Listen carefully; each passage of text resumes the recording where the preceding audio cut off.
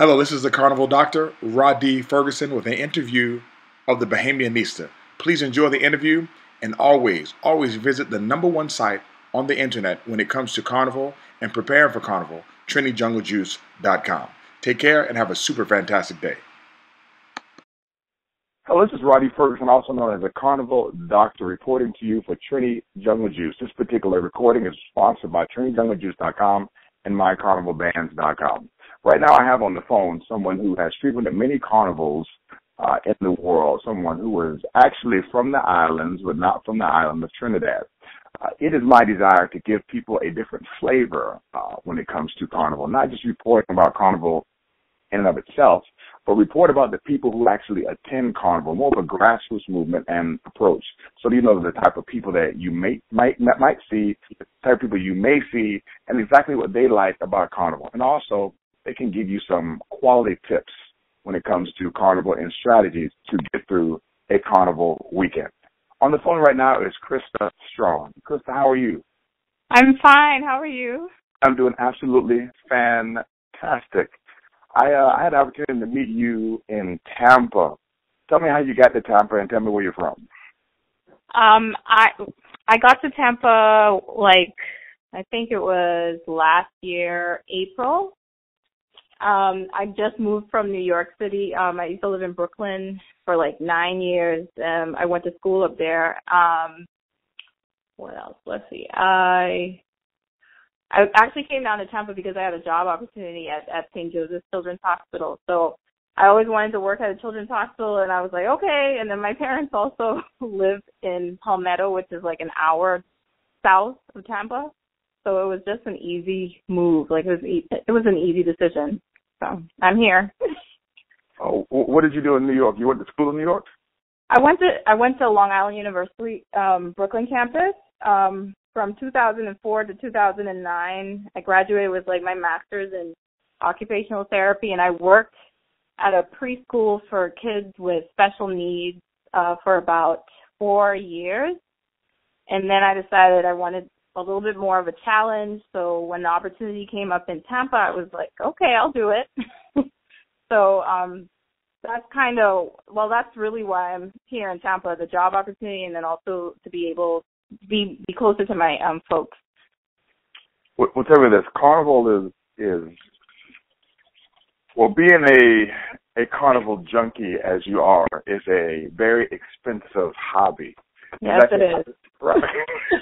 So, tell people who are actually balling on a budget how you actually make Carnival a priority, a financial priority, and budget your way to the point where you can attend Carnivals during the year. Honestly, I try to plan everything as far ahead in advance as possible. That's my trick on how to afford Carnival and basically live at the same time and also save for other things as well.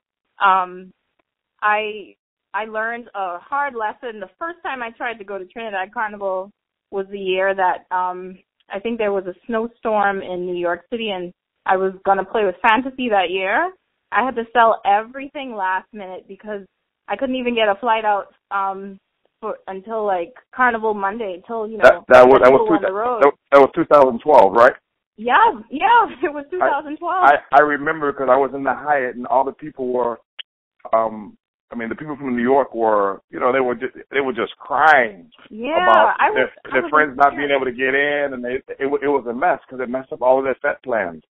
Oh, yeah, it messed up everything. I had an AM Bush ticket. I had a Vail ticket, too. One of my friends, she knew somebody who knew somebody, and she got me these tickets, and I was like, okay. And she also got me into Fantasy, too, so I was really excited. But then I had to, cancel everything. I maybe got back half of my money for the trip, which sucked, but I really had to go to Carnival. Everybody kept talking about Trinidad, and I just wanted to experience it. I've done carnivals in Miami and New York, and I actually worked for a mass band in New York City, so it was kind of I just needed to get this experience to be okay, if I'm a Carnival junkie, I need to go to Trinidad. And this year was the first year I actually went with a group of Bahamians, and I played with Yuma. and it was like the time of my life. Like, so the way I try to plan Carnival through, it's a lifestyle. Like, you seriously have to put aside. I have an actual savings account that says Trinidad Carnival on it. I do too. I use just for the people who listen, I use Capital One 360. It's actually absolutely. Because it's so easy. It's so easy, and you just deduct however much. Like, I used to follow this plan where I take out per week of the year. Like, for the first week, I take out however much, but I doubled it. So it was like, okay, great. Like, I could afford party tickets, I could afford my deposit on time, and just save in these small amounts, but it added up. So it was pretty good. And I'm still doing it now. Yeah, so. my friend from the VI told me about Capital One 360 before when I had to prepare for Carnival. He was like, man, he said, hook it to your bank account. He said, this is how much you need, and if you mess with a Carnival veteran, what they'll do is they'll pull out their spreadsheet from the year before. so you get to see the whole spreadsheet of how much everything costs. Yeah. So that you know how much money you need. But what people don't understand is you don't really have 12 months. By the time you figure out about Carnival, you have, especially with Trinidad, you have a rolling 12 months, but you don't have 12 months. Because if you're going to go to Orlando or go to Miami or go to Trinidad, you have those months getting ready for that particular Carnival. But like you said, it's a lifestyle. So you got to understand what your yearly Carnival budget is. Now, let people know what your yearly Carnival budget is. Costume, travel, clothes, set outfits. What is it? Strictly for Trinidad? No. Just for the overall. Year. The year, I would say, well, Trinidad is always the biggest, the biggest one for me to save for. That trip could be between $3,500 to $4,000, depending on the hotel, depending on when I get the flight, depending on how much my costume costs.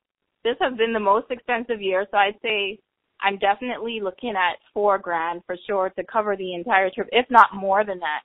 But year-wise, the other carnivals, like the smaller carnivals like Orlando or Tampa or Miami, I try to stay at least within $1,000. If I go over that, I'm not doing anything else, because I've done Miami so many times, and it's almost like a little Trinidad.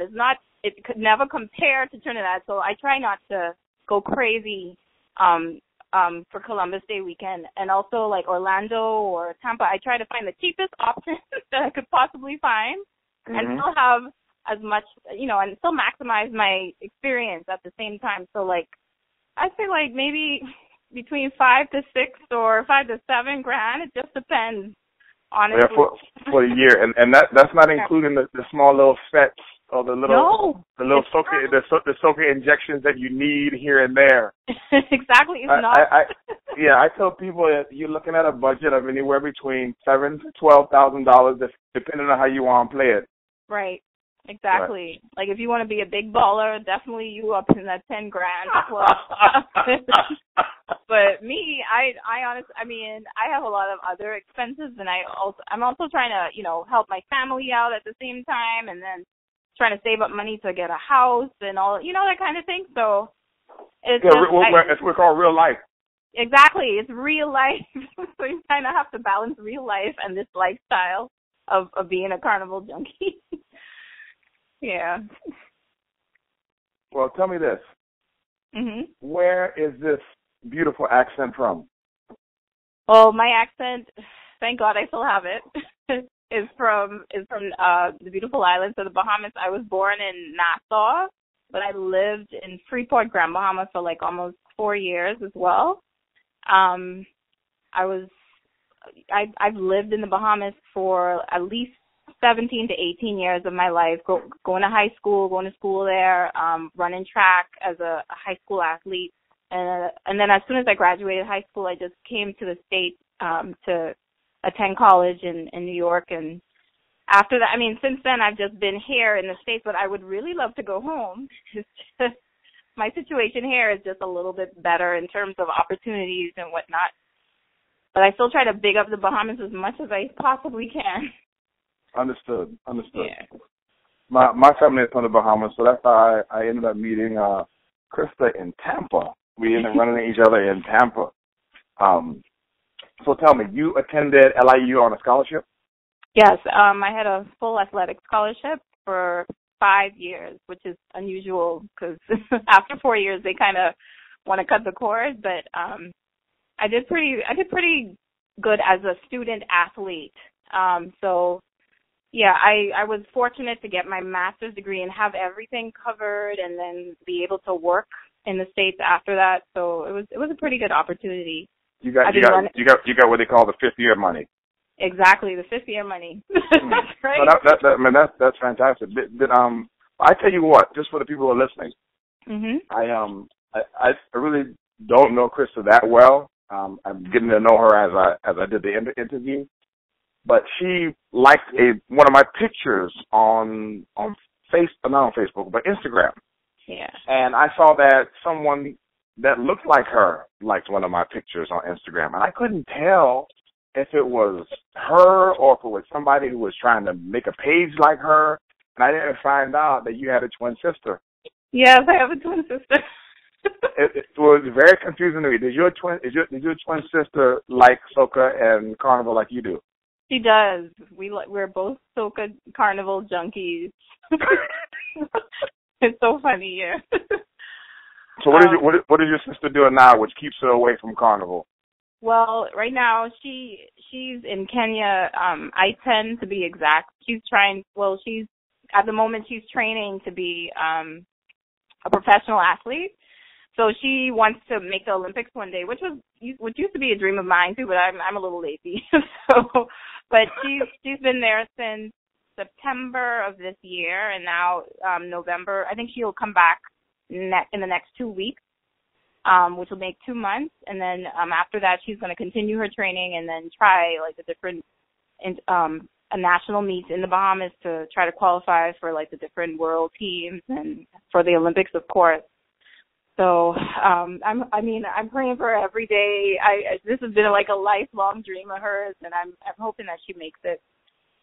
Well, as someone who is an Olympian, I can tell you that the Olympic lifestyle does not marry well with the carnival lifestyle. That's true. No.